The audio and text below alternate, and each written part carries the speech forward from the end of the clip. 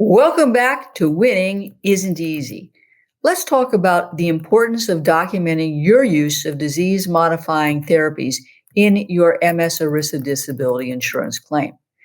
MS is a progressive disease that can, over time, rob you of your ability to work and to support your family. If you've got that disability insurance policy and you've applied for your benefits, one of the obligations you have under the terms of the policy is to get regular and appropriate medical treatment. Sometimes the disability policy will also require you to see a specialist. Now, the medical care generally will include for MS disease-modifying therapies, DMTs. And DMTs are medications that slow the progression of MS. In fact, there are more than a dozen DMTs for relapsing and remitting MS that work to reduce the immune activity, and that in turn reduces the inflammation. A disability carrier or a plan will regularly review your medical records to determine what treatment you're getting, your response to that treatment, your functionality, and any side effects of the medication. I think that one of the key ways to assist your physician in documenting this is to keep an MS diary of your symptoms, your functionality, and medication usage. This diary should be consistent, of course, ultimately with your medical records and what you're saying on the activity of daily living forms. I want you to pay particular attention to documenting the frequency and nature of the relapses and the impact the treatment is having on your symptoms before, during, and after a relapse. Now, compliance is also an issue. The disability carrier plan expects that you're compliant with treatment, that you document any side effects that you might be having. Now, you might be tempted to stop the therapy or treatment because of the side effects of the DMTs.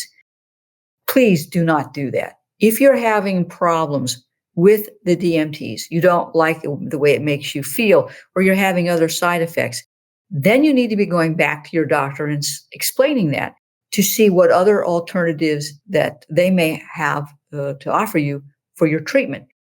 You reasonably should be going through different types of medications or DMTs to obviously manage your disease, but the disability carrier is also going to expect that you are doing that, because their argument is going to be either you're not disabled because you're not taking the medication, and if you really were disabled, you would be taking the medication. So you're not taking the medication, you're not disabled. And if you were taking the medication, you wouldn't necessarily be disabled. And that's both a violation. Both scenarios are a violation of the terms of the disability policy or plan. So they try to get you coming or going. You didn't take it, and if you would take it, you wouldn't be disabled. And just because you stopped taking it means you're not disabled. So you don't want to place yourself in that catch-22 scenario. You should be getting regular medical treatment for your MS, not only because you need it, but because your policy requires it. This is an easy win for the disability carrier if you're non-compliant with the terms of the policy, because they don't even get to the question of disability. They'll say, look, under the terms of the policy, you have a duty to get treatment, reasonable and appropriate treatment. You have to be compliant with the treatment, and you're not. So guess what? You violated the terms of the policy. We're going to deny the claim.